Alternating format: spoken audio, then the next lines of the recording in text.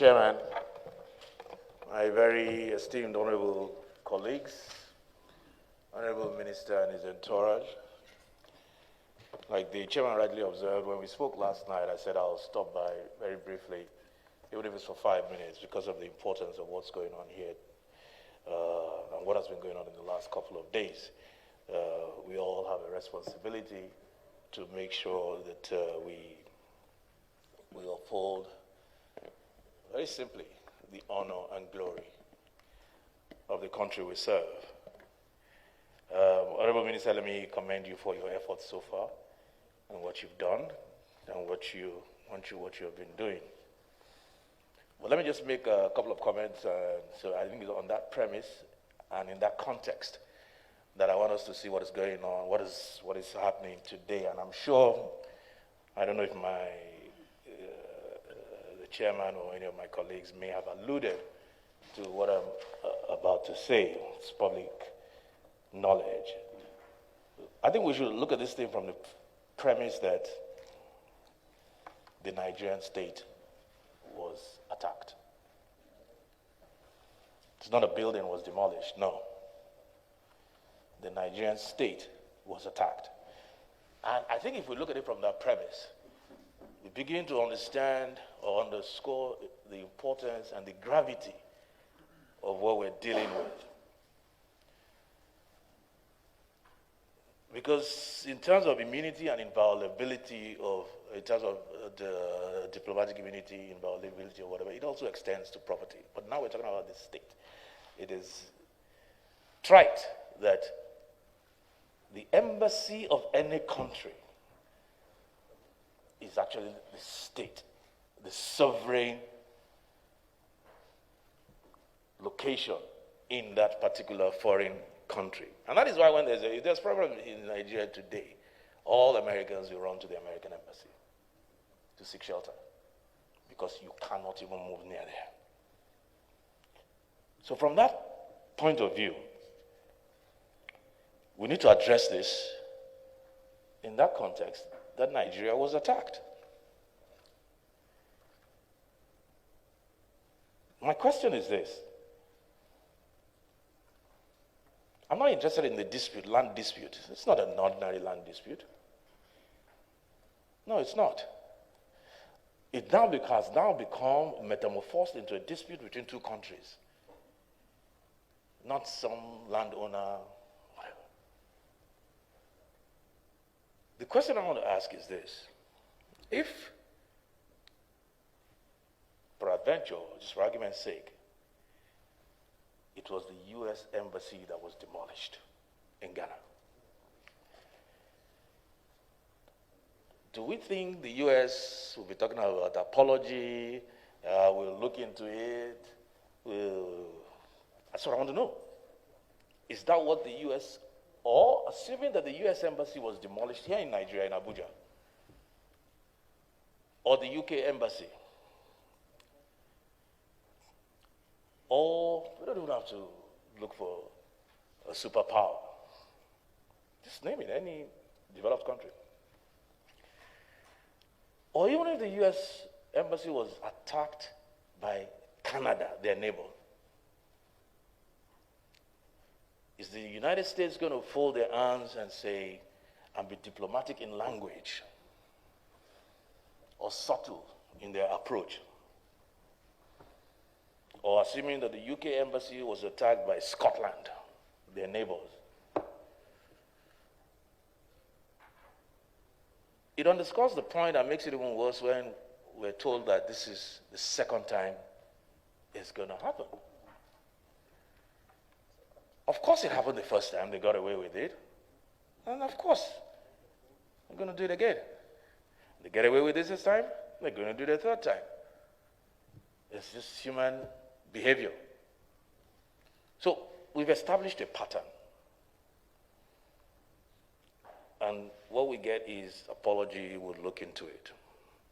I don't think that should suffice at this point. I have tried to get in touch with him, and I hope I'll be able to talk to him in the next 24 hours. That is the Speaker of the Ghanaian Parliament. Because it concerns him. much as it concerns me. And we have to, whether it's back channel diplomacy or however way we need to do it, we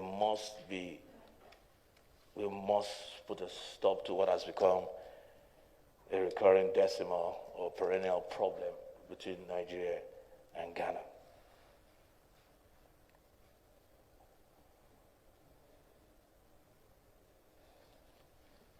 I see a situation, even where you have, because to me, this is like sibling rivalry between two sister countries.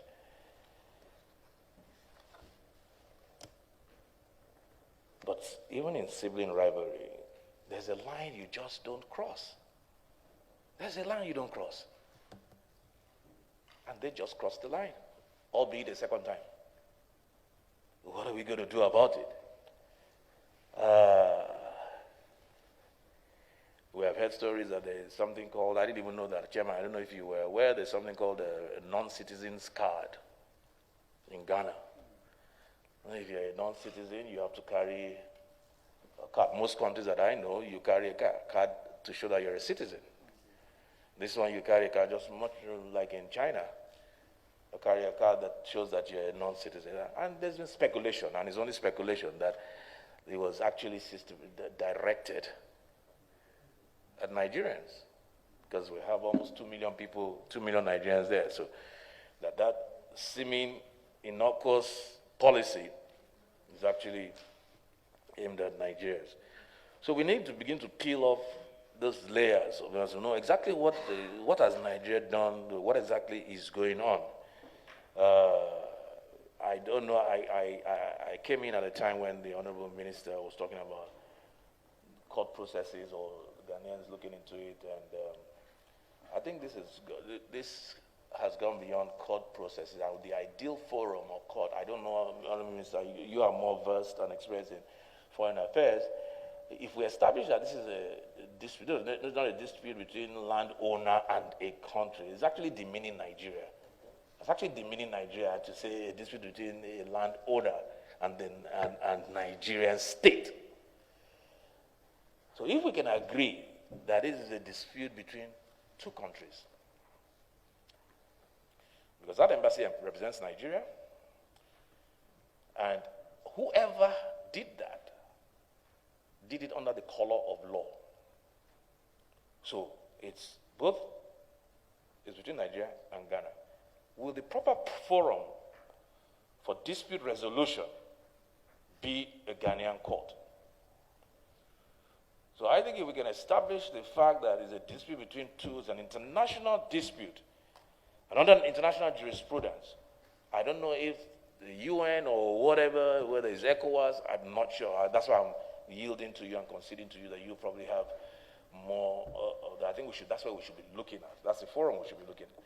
Because invariably, if Ghana has a problem and they're operating through subterranean moves, have a problem in Nigeria, what do we think the outcome of the legal proceedings will be?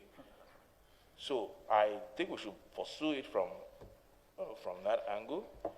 I think we should make it clear, which I know you that's why I commended you for what you've done so far. Make it clear to the authorities in Ghana.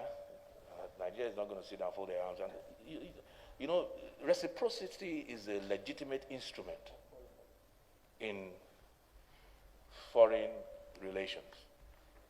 The doctrine of reciprocity is, I cannot understand how a country will do that when you know you have prime property in the sister country that you have put under attack. There's property in Abuja, there's property everywhere. And even if a citizen of Ghana and another citizen of Ghana, if they're having land dispute, I want to believe Ghana is a country based on the rule of law and due process. One citizen is not going to go and just demolish the other person's property. They'll go to court to resolve their dispute and establish ownership or license or whatever it is. That didn't happen. So even between two citizens, that is what they'll do. For you to now,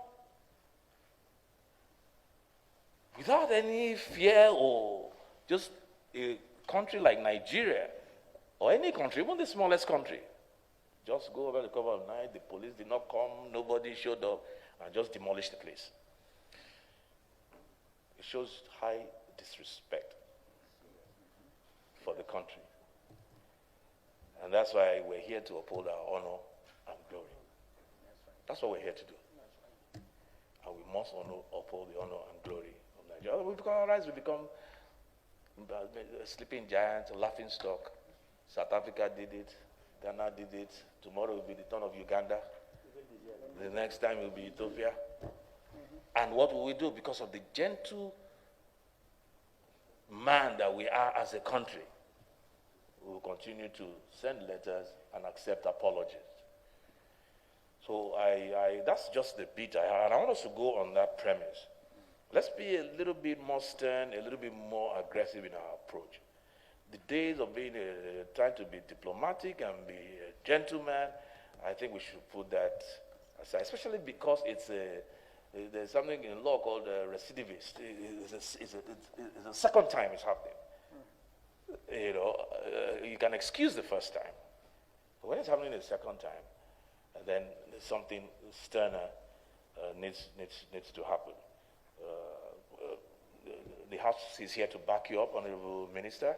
Whatever we need to do, whatever needs to be done. Like I said, I'm trying to reach the Speaker of the Parliament and to see how we can resolve this issue, but not in the way of they're going to a Ghanaian court to go and find out ownership.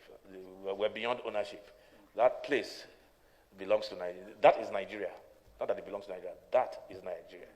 If anything happens in Ghana today, that's where we expect Nigerian citizens in Ghana to run to. So I thank you once again, Honorable Minister, and I hope that we can resolve this unfortunate situation where you're in very capable hands.